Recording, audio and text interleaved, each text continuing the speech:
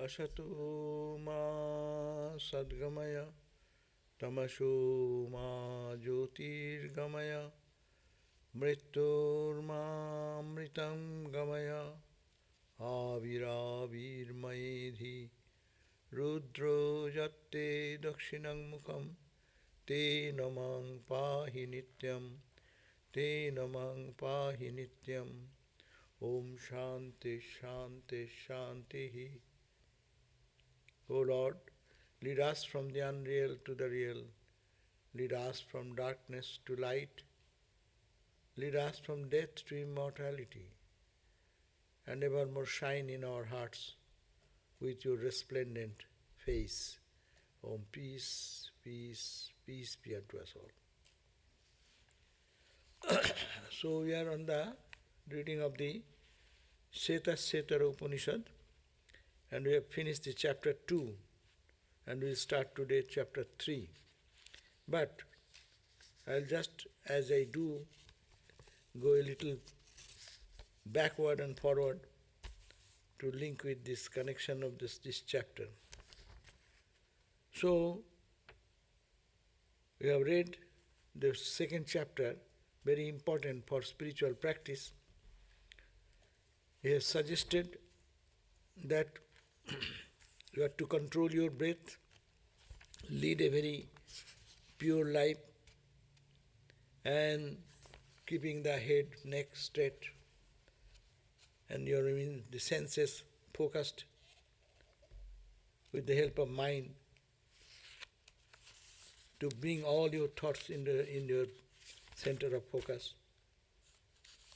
And then hold the mind there, and you will sit in a place which is flat, not slope. In early days, people used to meditate on different places. As you are meditating and you are sipping on the, what is called the,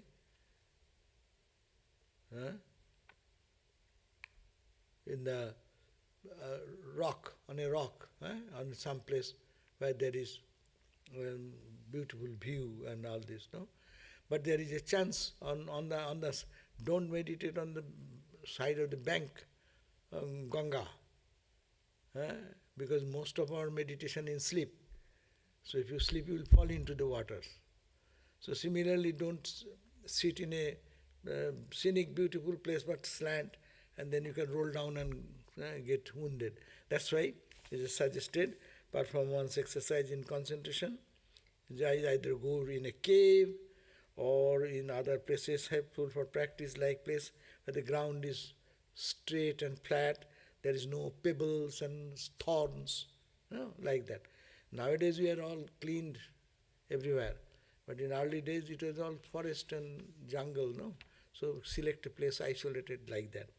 And then Bunhi, there is no fire around. You will meditate and you will think, oh, the fire is coming. Baluka, sand bed. You sit in a place, manonukule, where his mind is pleasing to see the scene. Not to chokshupidane. Your eyes will get disturbed seeing that place, no? It is a very obnoxious place, or a place of what you call sophisticated place where your mind does not feel like concentrating, or rather get distracted. Don't go to that places. And here you. And if you are progressing, you may see that you are sometimes some experience of light around you, like that molten silver around you, like the fireflies are like that. But don't get stuck to that, and that is not your nirvikalpa, that is not your savikalpa. These are only just road map. As you go from here to Anaheim, then you will find that on your way there is coming one exit for the downtown Los Angeles, another exit is coming for going to another area. So these are all, you know that you are progressing in spiritual life, but don't make that your as a end result of your life. And that type of thing, when it happens, know that you are moving in the right direction and you are coming close to God realization. And then when the five-fold perception of yoga arises from the water, air, etc., had appeared in the yogi, then he became possessed of a body made of fire of yoga, and he will not be touched by disease. So when you purify yourself like that, meditate like that, your body will be so purified. The yogis don't suffer much from physical ailment, disease. They lead a very pure life, think noble thoughts, and they just free from disease and death. Most of the people like us, we suffer from disease, death, because we have different types of food habit and we do eat and we have to live there. Yogis, they only sit for meditation and spend their day and night like that. So they need less food. Yogis really eat very little because their body energy, our body energy is wasted in so many things.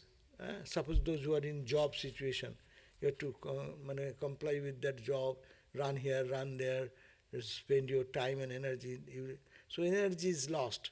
But yogis, whole day they are thinking of God, so their mind becomes more concentrated. As a result, less food is needed for their body. And by that process you will rise over the physicalities, you will live in a subtle level. And then that you also, what are the signs? Yogis sign. We are not yogis. Don't compare ourselves as yogis. We are yogis, but all yogis. But here they are talking about Hatha yogi and the practitioner of that particular Raja Yoga tradition that they are talking about. So what you will feel? You will feel laghuttam. Your body, those yogis sometimes feel the body is very light, and or sometimes it is very heavy. Light, your skin, you feel that your skin will be very bright and shining skin. Then Varna Prasada and Sara Saurava. Saras means your voice will be musical and very, very, very sweet, like Ramakrishna's song were so sweet, everyone compared. So your skin will be shining, the voice will be, no yogi is having a hoarse voice. Swami Vivekananda said he's made Pauhari Baba. He said, I have never heard such a sweet voice after Ramakrishna. Ramakrishna's voice, he wasn't a musical singer, but because he was a yogi par excellence, his voice becomes sweet. You will find that when you do a good meditation, you come out, your voice will be much sweeter. Even anyone can taste it. So these will happen. Even the holy people, they have their body odor, no? Some bad smell. But the yogis will have always beautiful fragrance come out. Say rose,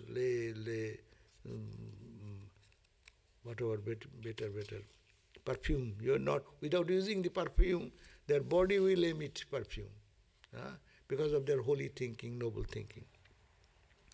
So these are the some symptoms of their spiritual growth. So it is said. But how to do it? How to reach that? We read in the verse number 14 that as if the needle is covered with mud, it needs some cleaning. That's why, and similarly, this sweetness, the love, the joy, the blessings which we didn't have, has been covered by what called some dust and dirt of ignorance. So that is cleaned by sadhana, then the inner light will come forth. And last verse we read that this divinity then you will see inside, and that divinity you will see that it is pervaded everywhere. And last verse says, then you will see this Yadevo Agnu, that God who is in the fire, the divine who is in the fire.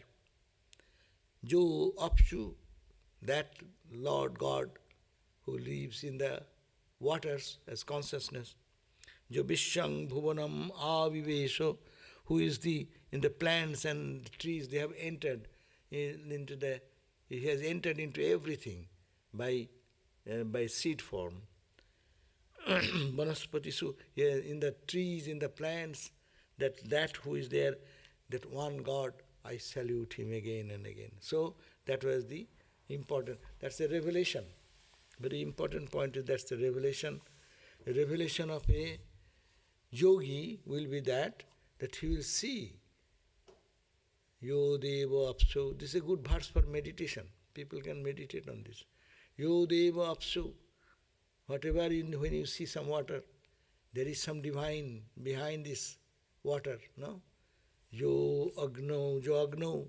When you see any fire, that energy, behind that energy, there is some divine entity. So seeing divine everywhere, it becomes a spontaneous practice, as also end result will be that yogi will end in this experience, that in the water, in the fire, in the earth, bhuvanam, avivesha, in the plants and trees, oshodhi, vanaspatishu, that one all-pervaded divine entity, he will say, I salute you, salute you, salute you. And in their eyes only, the duality vanishes. Now, the third chapter we start today. Verse number 1. Yayiko Jalovan, Isha ta Ishanibhihi, Ishata Ishanibhihi, Sarvam Lokan, Ishata Ishanibhihi, Ishata Ishanibhihi, Ja eva eka udbhave, Ja eva eka udbhave, Sambhave cha, Ja etad viduhu, Amritaste bhavanti. So, Ja eka, it is the self-same one which exists alone at the time of creation and dissolution of the universe. And that assumes manifold powers and appears as the divine Lord by virtue of his inscrutable power, Maya. He is that protects us all worlds and controls all the various forces working therein. Those who realize this being become immortal. So, Ja etad viduhu, those who vidu, etad means this, those who know this, Ja etad viduhu, amritaste bhavanti, they become immortal. Who? Who will be immortal? Who, knowing this means what to know? Know is that, Ja eka, there is only one, eva, who is behind, udbhave, at the time of creation he is there. And then sambhave, at the time of it is destroyed, that time also he is there. Naturally, in the time of action, he is there. That means, who is there before creation? Who is there now in the created situation? Who will be there after whole dissolution? So these three, so eko eva, is only one reality. That is the divine, which is last verse we just read, that he used to see the divine in the water, divine in the fire, in the plants and the herbs, and in the trees. So seeing that everywhere, and then now he says that reality who is behind, before creation of this universe, that reality which will be there after destruction of the universe, and that reality which is now behind all this diverse action. So, it is controlled by whom? That one absolute truth. How? Ishanivi, Ishata.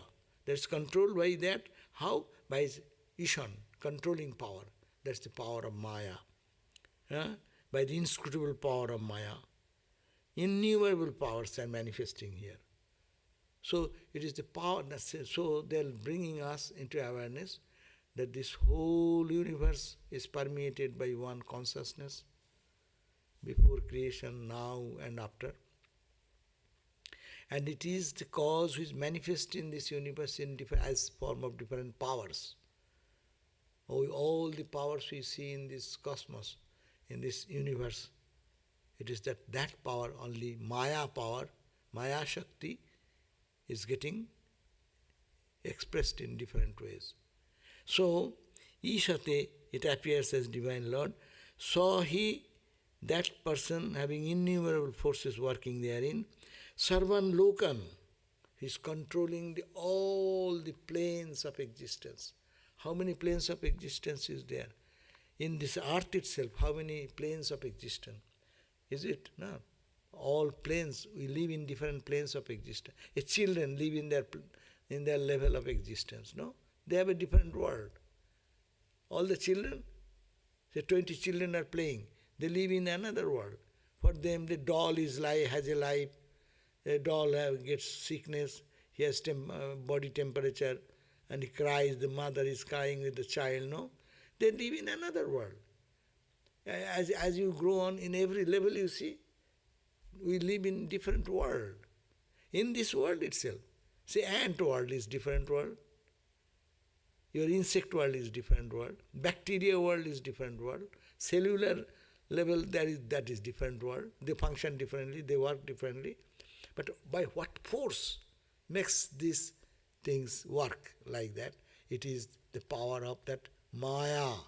Brahman is of course there, but Brahman comes from where? The power of Maya is called Brahman. So this is a very good bridge of this Vedanta and other concepts of what you call Tantra and other idea. So, Brahma Shakti, Yaved Ramakrishna says, these ideas are very much dominant here. That Brahman manifests as power, and power manifests in different ways in this created universe. But that power by which this Maya Shakti works, it comes from that unconditional reality which is before creation, now after creation, and after when it will be destroyed. That reality will continue. But this expression when it comes, and it's all powers, it is the Maya Shakti, and Maya Shakti appears in diverse ways to create this. So it is the self-same one, that is that one, the capital one, who exists alone. There is no other entity. Tajja, tadalan, taditi. Upanishad says, tat means from that, ja means jayate, manifested. Tadalan, on that reality, the whole universe stands. Like the ocean, tat ja, from that ocean, ja means jato, big creation, all the waves and ripples, etc. Tat ja, tadalan, and not only created, the waves are not created only, waves are playing roles on the surface of the ocean. That's also ocean is the ground, ocean is the beginning, ocean is the middle, and when all the waves or some waves drop, where do they go? They go back to the ocean. The ocean remaining same. All these waves and ripples and powers, they are coming as a manifestation. And here in Vedanta, if you think that infinite ocean is like Brahman, is the support of all before creation, and when it is created, that time also the support, like the ocean is the support of the waves. And when it dissolves into the ocean, with no wave, that's also the ocean support. It goes back to ocean. So tadja, it comes from that reality. Tadalan, it stays in that reality. Taditi, it merges into that. Upanishad says, don't talk much. Just meditate on this. Shanta, keep your mind steady, peaceful, shanta, upashita. Only small words, Sanskrit, Upanishads are so profound. Only one line, you can spend whole life on this thought. We think that 20 books have to be written, 30 points have to be noted down, and then making a long chart of the head, putting the head down and leg up. So all these yogis are pressurizing the nostrils and this and that. These are all complicated thing. Upanishad very simple. Only remember this one verse, then you know whole Gita, whole Upanishad. Tat ja, tat alan, taditi, tat jalani. They have also sandhi, conjoined together, make much shorter. I am saying tat ja, tad alan, taditi. He says tat jalaniti, ja alaniti, jalaniti. Therefore, what to do? This is the theory, this is the principle. You want freedom, real liberation. Shanta upasita. Calm down your mind. Think on this. Sravana, manana, nididhyasana. And upasita. Do this service or this process of practice. Continue. That's all. Spiritual life ends here. I'll do 100 times japa. I'll sit in the east, facing the east. Or I shall take it 10 times deep. Or shall I change my cloth or not? Or shall I do? These are good up to certain point. But that is not the goal of religion. Religion is tad jala niti shanto upasita. From that which has come everything, that which exists when the time of creation, and in that which everything subsides, iti, this is the truth. Therefore, what you do? Shanto. Calm down. Stop your rattling of the mind. Think on this truth only. And that is your upasana. You are to do upasana in this process. And then you are free. So we are reading all these books just to understand this simple point. God is everywhere, there is nothing but God. What we see, it is the manifestation. In Vedanta we call Maya, and in Bhakti Shastra we call Mahamaya. Great mother's play going on. Divine Mother is playing like that. No contradiction. And then pray to Mother, then everything will be okay. And my mother's case, you will understand everything. Then you say, in good, in bad, Mother is there. In the heavy storm or a very sweet breeze, it is all Mother. It is all the ocean. When there is good surfers become very happy. When there is a very smooth waves, no? And they enjoy that. But when there is turbulent waves, that's also wave. This is also wave. That's also the play of the ocean. This is also play of the ocean. Mother's play, this is mother's play. But that needs much maturity to understand. So, but this here is the Upanishad is suggesting that it is the self-same one, capital O-N-E, big, who exists alone at the time of creation and dissolution of the universe. That assumes manifold forms now. It is appearing manifold forms now. And as a divine Lord, and He is also creator. When creation comes, you have to say there is a creator. There is no creation, no creator. That is the Brahman state. But when you say everything comes out, to come out means how he comes out. That means there is a creator, that the Lord of creation comes. We call God G-O-D. How he functions? By his inscrutable Maya Shakti, infinite power, controlling that. He controls everything. When he comes down as human being, as Rama, Krishna, Buddha, Christ, Shankara, they control the whole Maya, magical power of Maya. With that full power, they come down as a human body. That's why they do miracles, so much miracles, by which they can change everything. So, that is the divine Lord by virtue of his inscrutable power, which is called Maya. Then he is it that protects all the worlds. Who protects this world? Who holds together? And this world is a disintegrating world. It may be, all the gravitational pull is pulling them in. Otherwise, everyone wants to get out. Electron, proton, the electrons are running around and wanting to get out, get out, get out. No, always. But someone is holding. What is that power? Here Vedanta will say it is the Maya power. It is the cosmic power of one reality.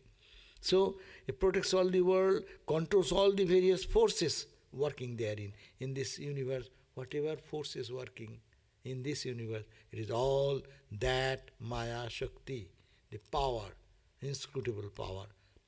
Those who realize this, those who realize this reality, this being, become immortal. So you want immortality? Know this. That's the simple thing. But know this, it will not catch unless we do the first chapter and second chapter what we read. Spiritual practice, spiritual practice, spiritual practice. Oito, sit down in a nice place, look at the beauty, and keep the mind focused, withdraw from everything. All this procedure, what I have been told, that will lead to this. People sometimes jump into the position, this is the easiest position to take. Vijnanavad, if you say, and you can interpret like that, oh, Vijnanavad, everything is God, God, God, do whatever you like because God, God. No, it's a very high, lofty level.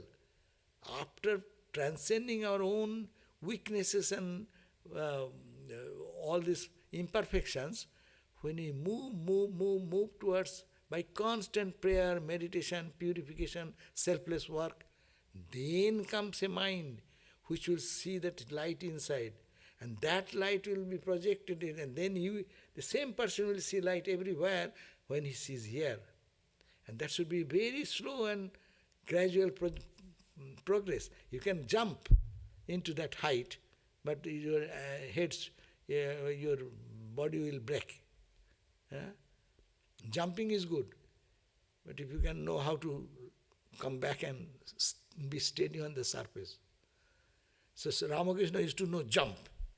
This point jumping, that point jumping, jumping, jumping. But he knows where to stay. He's stabilized. That's it, this is the avatar. And Nirvikalpa Samadhi, we as human being, very rare. Millions, in millions one can get one. Totapuri, talking about Ramakrishna.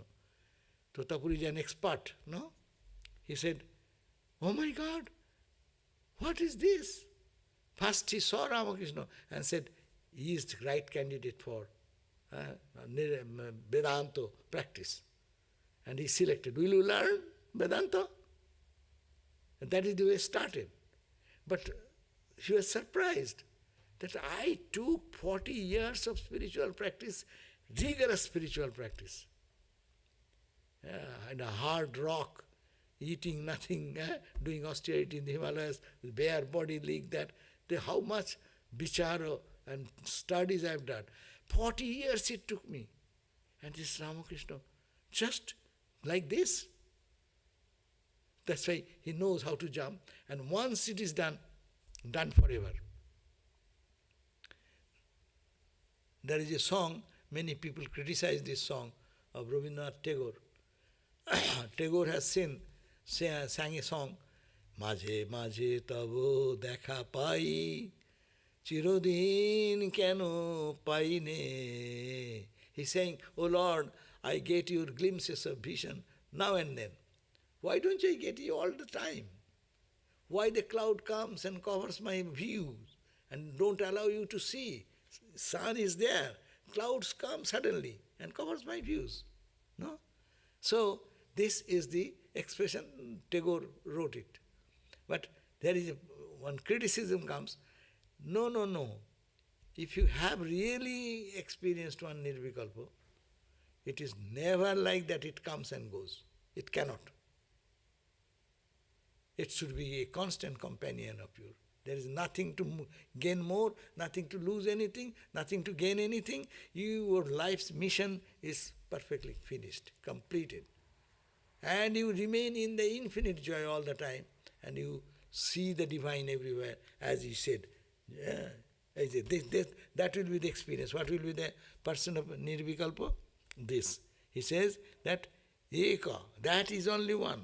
You will see anything creation, behind that is that reality. which is now it is there, after destruction it will be there, and that one unchanging reality. And he is the controller of everything. From all the forces are working because of his Maya Shakti. So long you are relative plane, you have to say, what is this? Absolute place, there is no two. That's understandable. Nirvikalpa means that state, where there is no two, no you, no me, the whole world has dissolved. It is only that and that. But when you live in the world, you will be seeing the divine everywhere. You'll be jumping in joy in your heart all the time. Because there is nothing but joy. There is bliss and bliss and bliss everywhere. And it does not go away. It does not come again. It is constant companion. So that's a very high level. We use the word nirvikalpa very loosely sometimes. But as I said, in millions of people, one or two can be in that state. So maybe you are an advanced person, you may have better glimpses of that reality, but never trust yourself that you have reached that state or it is so easy to gain. One Brahmajnani can transform the whole community by his presence only. We are reading Mahapurush Maharaj's books, no? See what he is talking, his mouth is speaking about what? Day and night. Shivananda Swami, our Shivananda, Ramakrishna Mission, Thakur's disciple.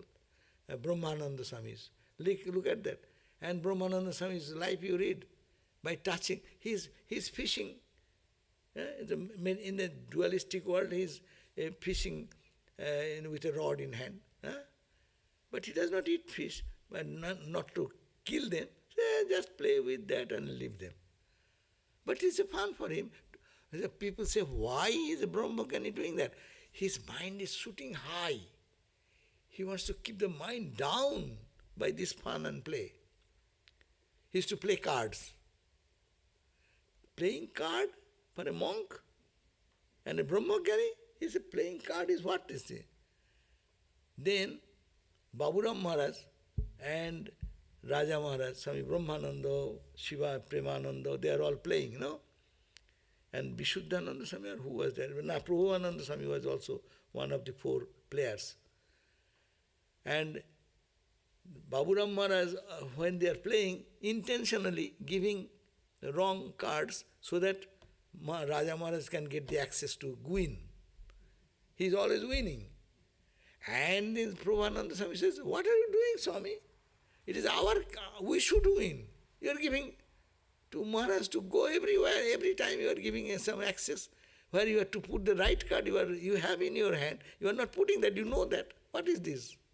He said, you fool, do you know? It is just for playing card we are sitting here. Maharaj's mind is so high, it shoots up only to bring him down and to make him happy with this world little bit. That's why we are forcing him to do that. Our problem is to raise the mind there, and their problem is to pull down the mind from the absolute consciousness. That is called nirvikalpa state. So, vision is right, experience is right, I am not doubting that. But don't have to judge as understand nirvikalpa state.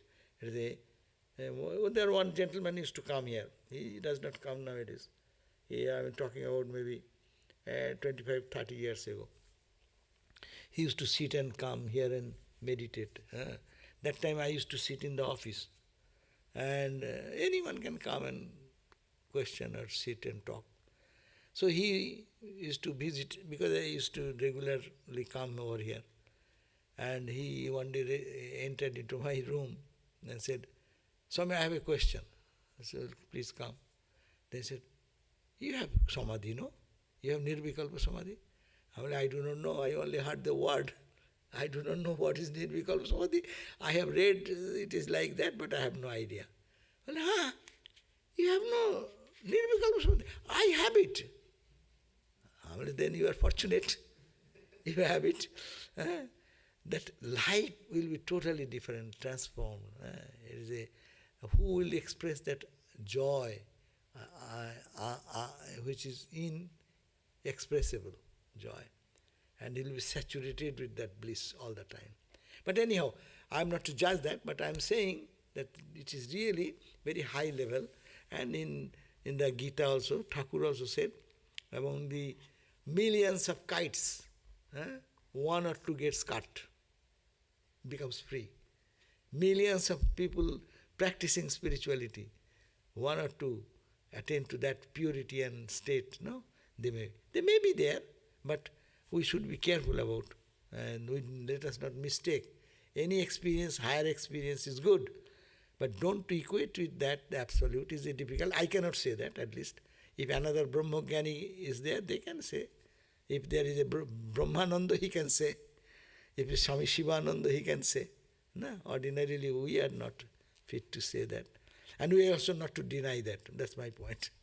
But the point is that don't make a mistake so easily because you see a light or feel little uplifted and is a good mood. That's good. They're all good. But post in the direction of the absolute. So, Amritattam, this verse, what it says, Ja etad viduhu, he who knows this. What is that this? That one, absolute.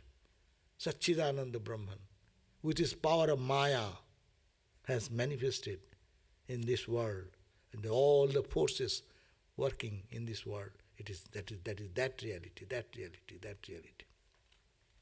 And he who knows that this world is going on Maya or Mother's, either Vedanta says Maya, that means it is meaningless. And in Bhakti you say, it is all Mother playing. Enjoy it. Everywhere Mother. There is Mother, Mother, Mother. Our Chandi, now from tomorrow onward we will have to chant Jai Sri Durga. 100,000. 10 days. Can you do that? Jai Sri Durga, Jai Sri Durga, Jai Sri Durga, continuous. Jai Ma Durga. We are expecting from tomorrow, October 2 to 12. We will chant Jai Sri Durga. If you can do 100,000, then you will get the blessings of Mother, like performing one big celebration where you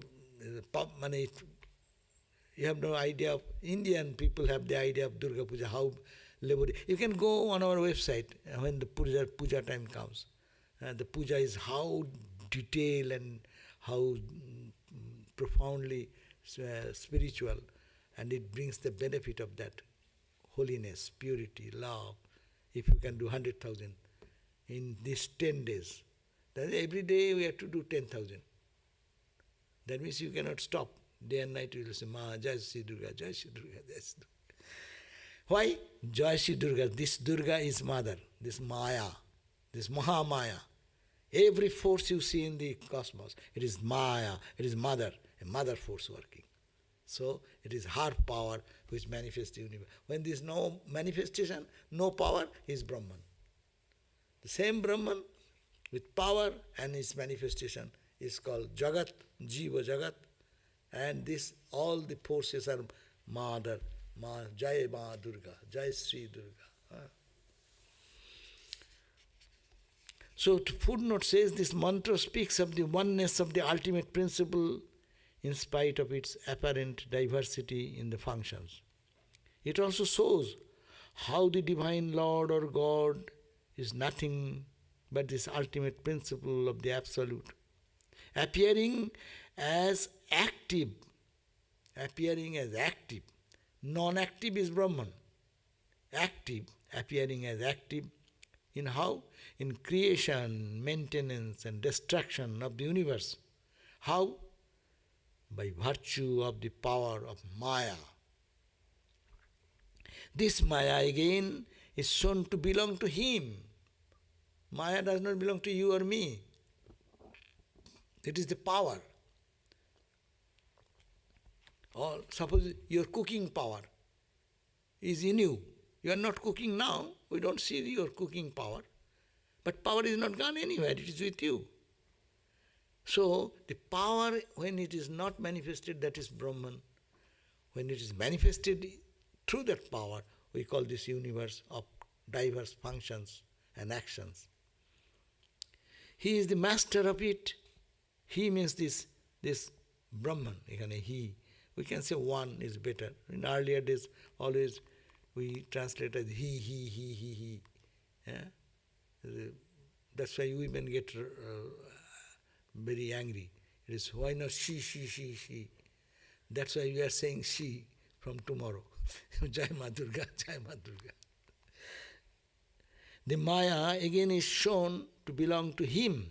He is the master of it and is not affected by it, just as a cobra is not affected by its own poison. It is a power, tremendous power. Cobra, it gives a bite, and if someone is telling today, you are telling. So one doctor, one cobra was entangled into some net or something.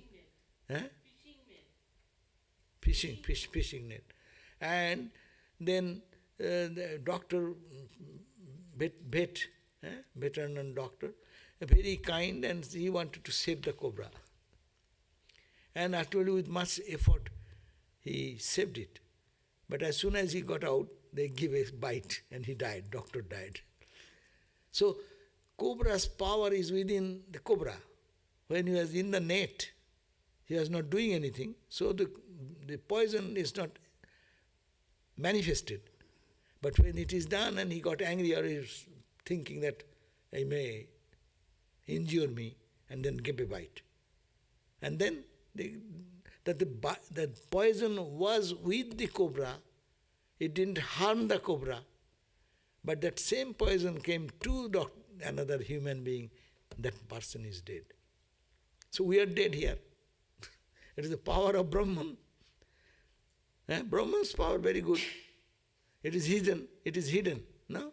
And when he manifests, then we are dead. We are dead means what? We are in the Maya. We don't see God, Brahman. We are in the net of Maya. See, is it not? When you become alive again, when you think this way and get out of the net, then you will be free. So here is the point, that the power of that Brahman is with the Brahman itself. No extraterrestrial. That is the difference between dualistic religion. For all dualistic religion, you need some Adam, Eve, no? Sin. Some third party came. Demon. God is fighting with the demon. Huh? God is there any parallel to fight with God? But that's why Vedanta says it's the positive and negative. So it is the same as we write, here is the light, here is the darkness. It goes side by side.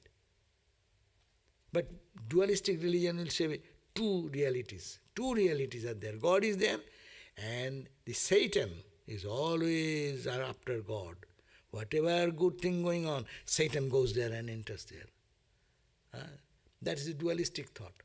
But Vedantic thought, there is no two, it is only one, manifesting in this way, and those are the powers of the same Brahman. Though that power is within Brahman, it does not do any harm to the Brahman consciousness, but when it manifests, the jiva is dead. We are all dead in the sense we are unconscious of our divine entity. And when Maya is not there, we are all Brahman. So this is the practice to be done. All the forces that we see active in the universe are nothing but the manifestation of his Maya. His means Brahman's Maya. And as such, these forces can work only at his will and pleasure. These forces, the whose will, we call it the mother's will.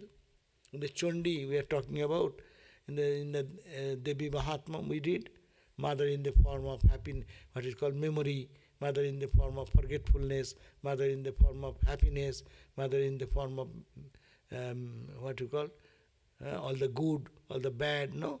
So all the form, in the form of hunger, in the form of thirst, in the form of sleep, in the form of whatever called good or bad, whatever. Everything is mother, mother, mother, mother, mother.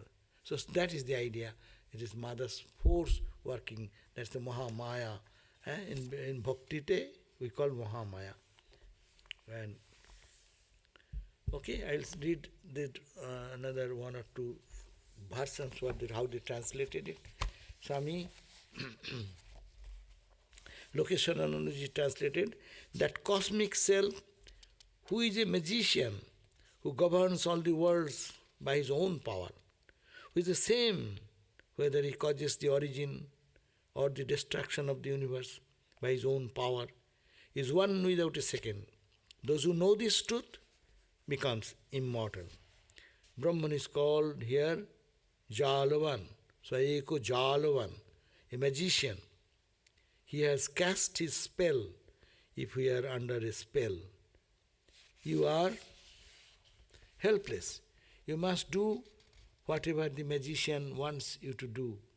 You may say, don't I have free will? I feel that I am free.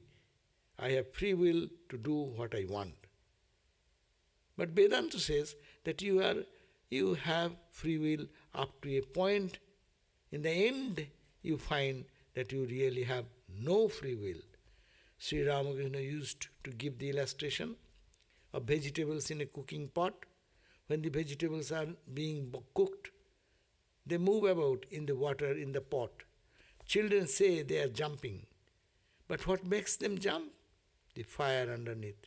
Similarly, everything we do is because there is an invisible power behind us. It is the power of Brahman, Maya Shakti. Brahman rules over the entire universe by his own power, Maya Shakti. It is the same Brahman, whether it is manifesting itself or withdrawing itself. The word Udbhava means origin, manifesting, and Sambhava can also mean that, but here Sambhava has a special meaning. In this context, it means withdrawing or destruction. So there is Sanskrit word, you need not have to know. Sambhava and Udbhava. Udbhava means creation. Sambhava means Sammak Bhava. That's also creation. But Sambhava can also be made a meaning that it is the withdrawing or destruction.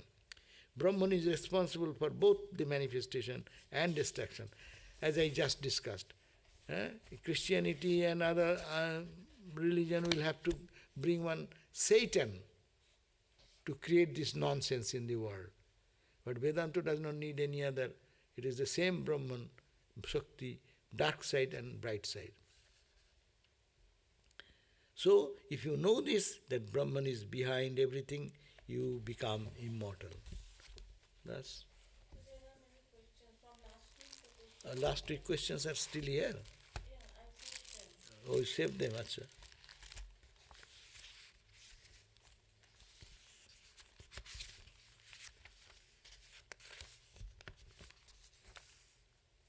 ঠিক আছে তাহলে দাও।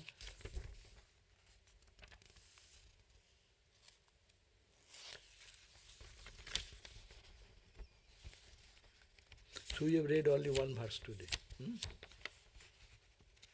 Do you have any question from here?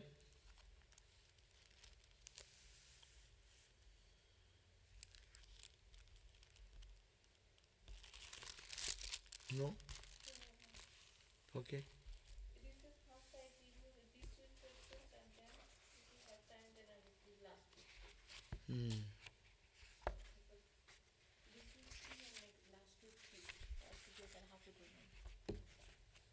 Okay. Om Shanti Shanti Shanti Harihi Om Tat Sat Sri Ram Krishnarpanamastu. Now we are going to tomorrow is gospel reading. I shall be here for 7:30 gospel reading. And it is now we are going to some question answer, which we could not finish last time. So one question has come. I can intellectually grasp and see the value of Vedanta's impersonal teaching, but my heart calls to bhakti. Should I focus on bhakti and surrender to God and let go on the impersonal understanding? Oh, why not make a blending of it? It will be much sweeter. If you say intellectually you grasp, keep that understanding. That is Ramakrishna's advice. Keep the knowledge of Advaita in your pocket. Ramakrishna says pocket no, at the edge of your cloth. Because ladies in India, they keep their key, bunch of keys, tied at the edge of the cloth, so that it will not fall anywhere. So keep that. Whenever you need, you use that keys, Advaita Vedanta keys. But as a personal, if your heart does not go for impersonal, but you think the personal, both are the same. Personal will lead you to impersonal. Impersonal becomes personal. Only with, as we read today, with the Maya Shakti, it becomes the Creator God, and all the forces come. That is called the Mother. And that's why we are saying tomorrow, start chanting Jai Sri Durga, Jai Sri Durga. 10,000, if not 1,000 at least. And then you can report all this reading. Let us know how much you did. We can keep a sheet of paper here, and at the end of the 10 days, 12, or whenever they come, they can write down, so that how much each are doing. It will be good if we can do together good number of japa. So yes, we can bhakti, and bhakti is, we make a mistake. Bhakti does not mean only loving God in the saguna aspect.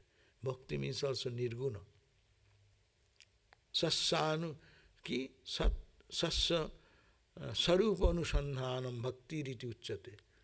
Swasarupa anusandhanam means, anusandhan means search, inquiry of your sarupa, your own sarupa, your own divine nature, essential nature.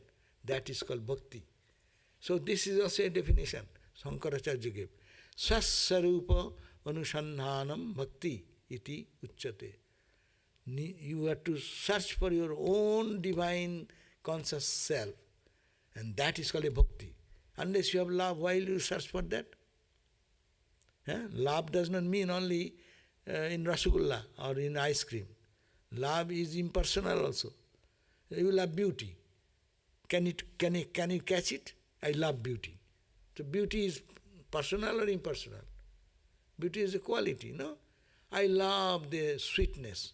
Sweetness is not the sweet meat, but sweetness.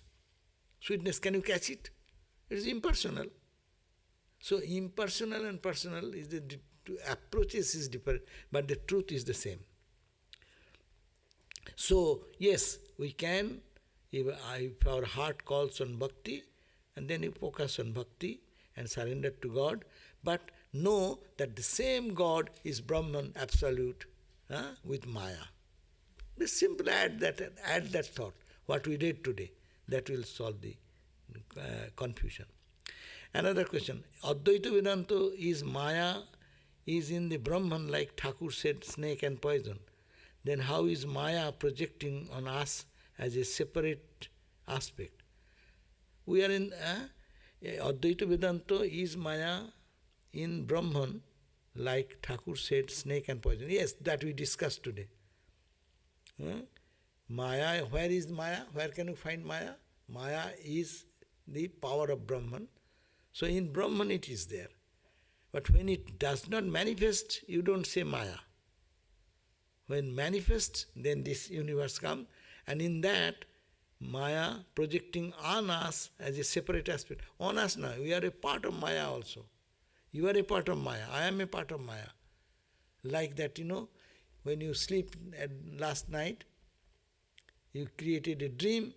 In the dream, you are there, and all the people are there. Everything was created. By who created? Your own mind. Similarly, God's mind created this. That's why we are all part. In God's dream, we are there. And we are all, that's why it's called dream. It is so real because God has dreamt like this. Producer or playwright, they write something and producer picks up and selects the actors and actresses to act on different roles. But it's all Maya, all the planning. It is not real, but somebody writer wrote it. So similarly, in Vedantic idea is that I just calculated that I can chant Jai Ma Durga once in a second, so that about 3 hours for 10,000. But you said it takes a full day. Have I made a mistake about how to chant? I said full day means one cannot give continuously 3 hours time. If you can give 3 hours time, it depends on your chanting, how fast you chant, how close you chant. We will suggest you chant and feel Ma is with you, Ma is with you, Ma is with you. But good that you have done, tried, if that 3 hours, 10,000 japa, good, then you are done. If one cannot do that 4 hours, or whenever you remember, continue, whole day. Special, people do special fasting and special celebration. This is a special mental celebration. You are doing yourself. It is japa jagna. It is called the japa jagna. It is a sacrificial fire as you put oblation. So here is the mantra oblation, mother's name. Okay, thank you. No, you are right. You can do within 3 hours if you have calculated like that. Only to do it is the question, how to do. And your mind will be really very different. Acha. Why does Vivek vary from person to person? Why some people do wrong things without ever realizing it? As it becomes of dullness of their Viveka, what are the spiritual practices to make one's Viveka sharp? Is reading scriptures or Swadhyaya can be on such practice? Yes, it's a good question. Viveka means the discrimination or discernment. As a discernment is depending on the mind. This is real, this is unreal, this is good, this is bad. But if my mind is not clear, clouded mind will explain bad for the good and good for the bad, because it's confused. So mind can be in 3 levels, sattvika, rajasika, tamasika. A person with sattvika mind will then see clearly God is real, others are not. No? This is wrong, this is the right. They clearly see, sattvika people. Rajasika people will see with arrogance. Little I will come in. Superiority, sense of superiority will come. Tamasa is the meanest of the, vilest of the gunas. So it will be hurtful, I think, but I think totally. When Gita explains all these 3 gunas and their effects. So please read that, then you will find that happens because of mind. And the same mind does the analysis. No? Same mind analysis with the same situation, people interpret differently because of their mind explaining differently. So the purity of the mind will make it sattvika, and sattvika mind will bring out the real fact behind. So the scripture reading is helpful. That helps our purification of the mind. Japa, as we are talking about, japa, that will help. That thinking of unselfish work will help. When you do any work and offer it to God, that will help. How to clean the mind, and as the mind becomes clean, then viveka, the discrimination or discernment will be perfect.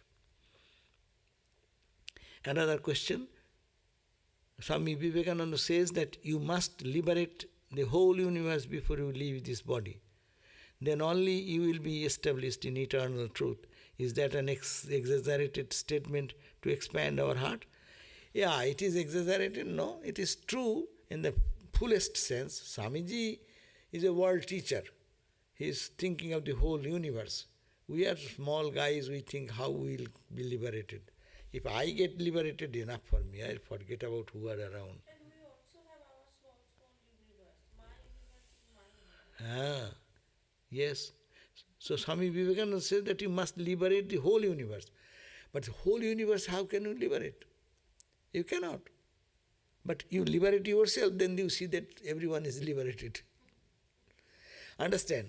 If you know you liberate yourself, you see the consciousness here, then you see the drama of consciousness dancing. Consciousness dancing.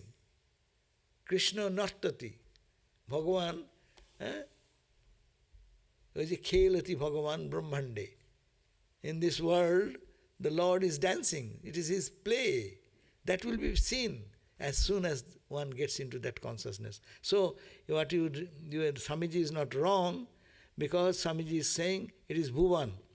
Swamiji is saying that the whole universe is liberated means you feel identification with the whole world. And when you get into the super consciousness, then you are one with the whole creation. Everything is, in Brahman there is nothing excluded. So, that state will come, naturally you liberate everybody. Meaning, in your eyes there is no one who is not liberated. Understand? Because when you really have that experience of oneness means duality is not there. You are not there, I am not there, anyone is gone. So is it not? All are liberated there in that sense. If there is another person who is still groping in darkness, you can say it is liberation is necessary for him. But in your experiential level, when you are losing your identity into that vast oneness, everyone is liberated. There is no one, no baddho, no mukto. There is, in the Ashtavakra Samhita, there are verses. There is no one in bondage, there is no one in needs any freedom. It is all the play of your mind. So, in that state, Swamiji is correct, because when we, or the sadhaka, enters into the realm of eternal experience of oneness with the truth, and then what happens? In his eyes, in his view, there is no duality. There is no one but that one. That's why the whole world can be redeemed by that way. Another. Do lust and greed completely disappear with sadhana, or do they gradually fade away as one continues their practice? Yeah, it is not that in one day it will go away. True. As much as we move towards the east, west falls back. As much as our tendency to fulfill the joy, or get joy through lust and greed, that much we are in the world. If one loves God little, say, my mind is 100 unit is my mind. If my mind is 1%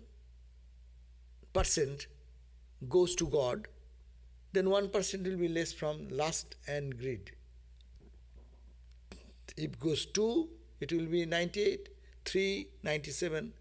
So, as much as we move in our spiritual life, this taste for the other world, taste for this material world in which we are born and brought up, that attraction will go away, go away, go away. When you find the joy inside, this joy will be pale into nothing. So it is a practice is important. That means your response is that, yes, do they gradually fade away? Yes, do gradually fade away. And ultimately, when you reach the absolute, they are nowhere. Jaha Ram, taha nahi kam. Jaha kam, taha nahi Ram. Where there is God, there is no desire, there is no lust, there is no greed, there is no temptation. And where there is lust, greed and temptation, God is not there. What are some practical ways to harmonize all 4 yogas in daily life, as Swami Vivekananda explained? We have discussed it again and again. You all know, while you get up every day, why not you wash yourself and sit for some meditation for half an hour, 1 hour, as long as you permit. That's the dhyana yoga. Then you come out and then read some spiritual text, sing some bhajan, give some flower to your altar, give some incense there, and pray. Why not? That's in your bhakti yoga. Every day do that. And then you go for your work, whatever is there in homework or office work or whatever. Why not take all work as an offering to God? Whatever you are doing in your home, think that it is Lord's home I am taking care of. So whatever doing in the office, God has given me this office, His work I am doing. So karma yoga. And bhakti yoga already I have talked, dhyana yoga I have talked, jnana yoga. Every day we can find some time. Oh, what am I doing? Is it eternal? It is permanent or is it impermanent? I should. How many times I forgot God? As I forgot God, then I am worldly. So is it leading me to the truth? So unreal, real, that analysis. This is Jnana Yoga. God is the only reality. When I forget God and do any work, then it is godless work. Godless work is work. And that work brings birth, death, suffering, pleasure, pain, anger, frustration, criticism, jealousy. All this will come. Am I overcoming them? These are all unreal.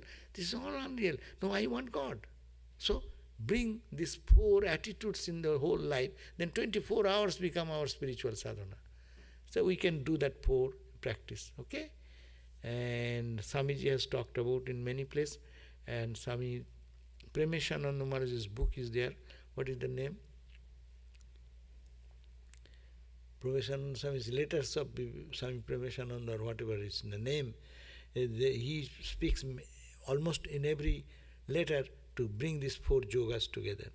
Practice. Whatever we do, practice, it is turned into bhakti. Love for God you are doing, praying to God. Whatever you are doing, center around God, God, God, God. That's all. Okay, so we end here today. Thank you all. Om Shanti Shanti Shanti Shri Ram Krishna Arpanastu.